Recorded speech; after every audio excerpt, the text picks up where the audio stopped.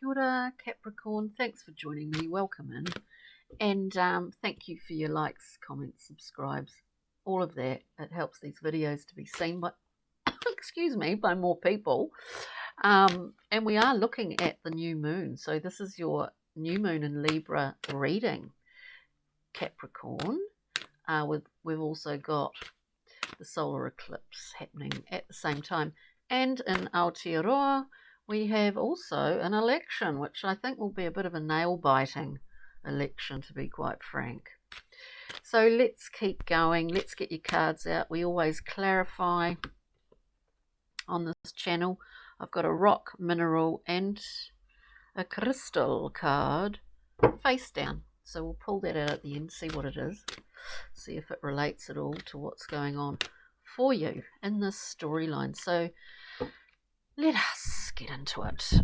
We come out here looking pretty good, Capricorn, with the card of victory. This is a card of success, and it's a card where you actually see that reflected in the faces of others in your interactions.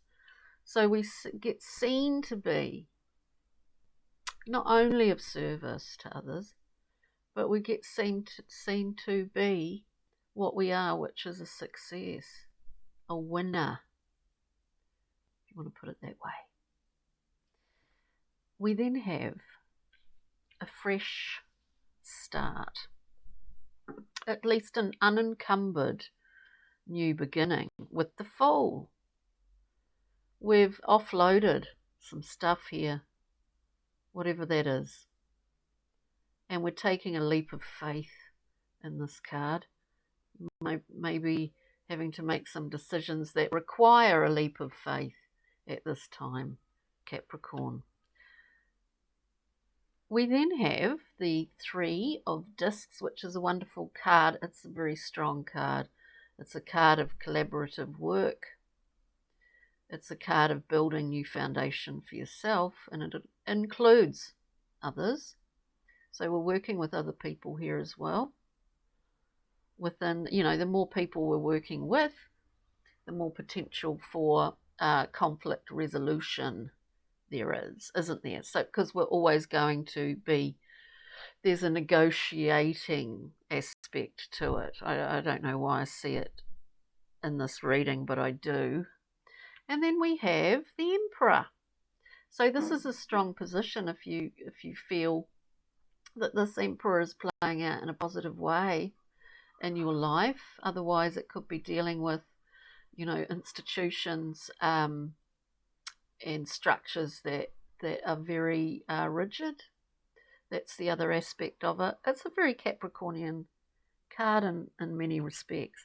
So let's go through. We'll clarify Capricorn. Let's look at the Six of Wands. This card, it's a wonderful card. It is 6. So we're looking at that central area within the Tree of Life, which is about beauty and harmony, and just beautiful things like that. So it's pretty nice. Now, success. There is a success to be had. If there is a success, not only now, but at some point, I suggest in the future, we see again the Three of Discs. We've got this card twice. When I say it's a strong card, it's an incredibly strong card. We're setting the ground rules. We're setting the foundations for something.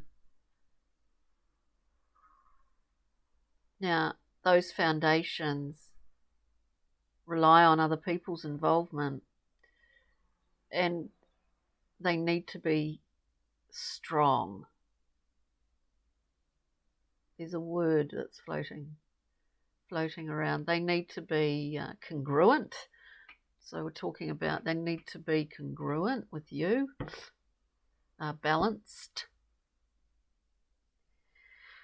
There's something about this, that this is a card of works in motion, and we're looking ahead. We're seeing future results, if that makes sense. So Three of Discs, anyway, to clarify that 6. That Six of Wands.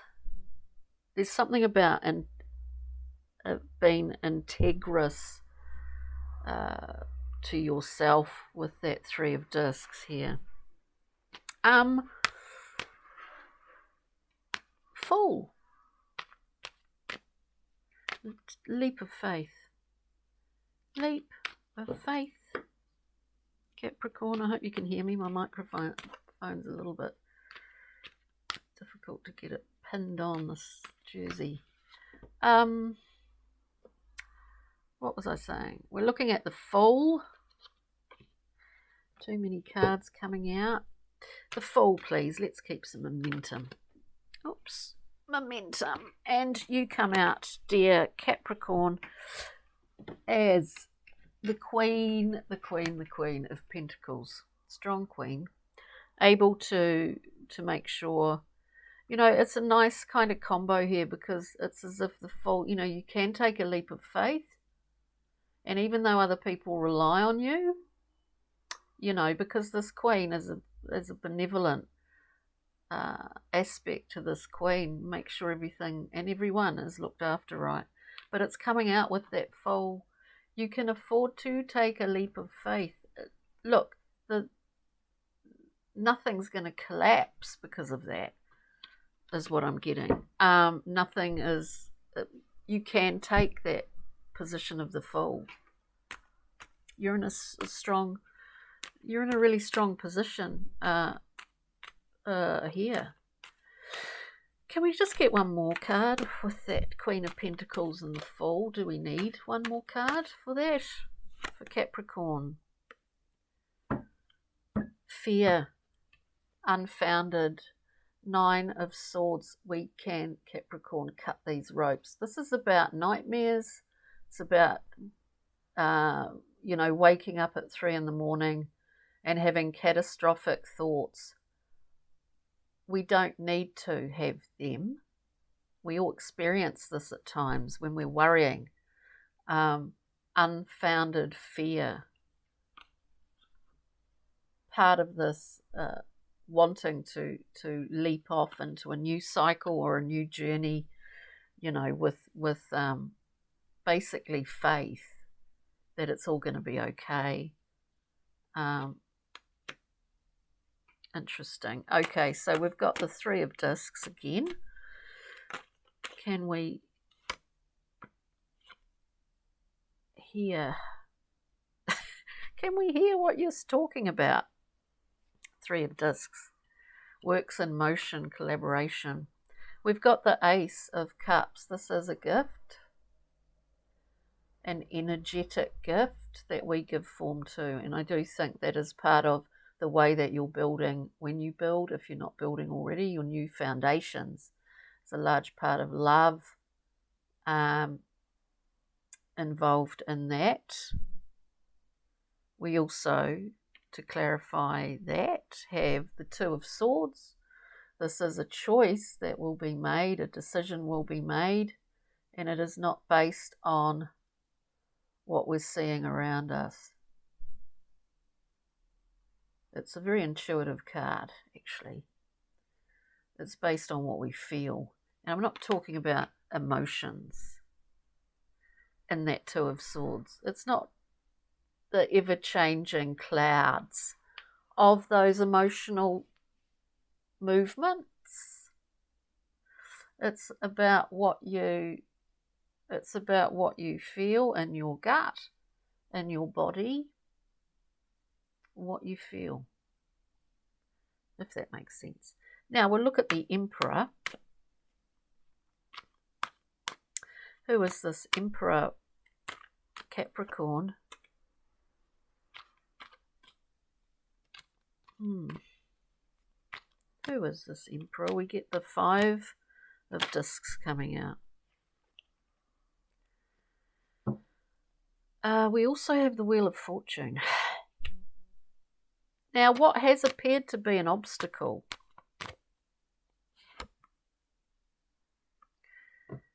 is changing. What has appeared to be an obstacle, Capricorn, if that's been something in your life, and we're clarifying this Emperor. We get the Five of Discs to begin with, which is a card of consummate lack. So we're talking about an archetype here, choosing lack over gain. It's something that we all, just like the Nine of Swords, it's something that we all feel at times is this, because it is an archetype and it's a universal archetype, is that no, I will, I'm choosing lack over gain. There's a point where that shifts, and it's something to do with some structure that you're working with, that you're working within, that you are up against, that this shifts with that Emperor into the Wheel of Fortune. We've got an even playing ground here. Everyone's got the same chance to get on top of this wheel, you know what I'm saying? In the Wheel of Fortune. The Wheel of Life, isn't it? And also, it's a bit heavy duty, this reading, to a certain degree. Then we have the card of assessment. We're looking at all the sevens are about assessing something. Now this is assessing the emotional realms, of course. But we see in this card that there's so many options that we have. We really understand our emotive or emotional processes. We understand ourselves. There's a lot of options. There's a lot of opportunity. But what one are we going to go with? And I guess this is the question. And I guess this is where we are making a decision based on what we feel, Capricorn. So, excuse me, all in all, look, you're a success you're a success in your own right at the beginning of this reading, and you're building. There's just a few little obstacles here. But we get the Wheel of Fortune at the end. I think it's quite a positive read. Brian Froud, Pixie and Fairy, please. Now, following our intuition or our feeling. I know it wasn't that long ago that I think Capricorn got this card. Pixie and Fairies, we have the Piper. So we hear the call of the Piper, and the Piper appears at quite large transformative moments in our lives where there is a transition occurring. So liken it to, we hear the Piper's call, we cross the threshold, as it were. We enter into a new zone. We actually arise, therefore, and take our place on the top of the Wheel of Fortune. You know, all of this is in here. With that beautiful Piper, we have the Spirit Dancer, freedom, allowing ourselves full expression. We're breaking through a kind of surface layer, and we're bursting into a new zone, a new period for ourselves, and that is based on our ability to freely express. So that's pretty amazing, Capricorn. And where's our little rock? Oh, did I pick that up? Rock, mineral, crystal, face down. We have moss agate. I love this. New beginnings, nature connection, animal allies, and security. And they do call it the gardener's stone. I love that, moss agate. So Capricorn, on that note, I hope you got something from this reading. I do appreciate your input. So I hope you're all well wherever you are in the world. You're taking good care.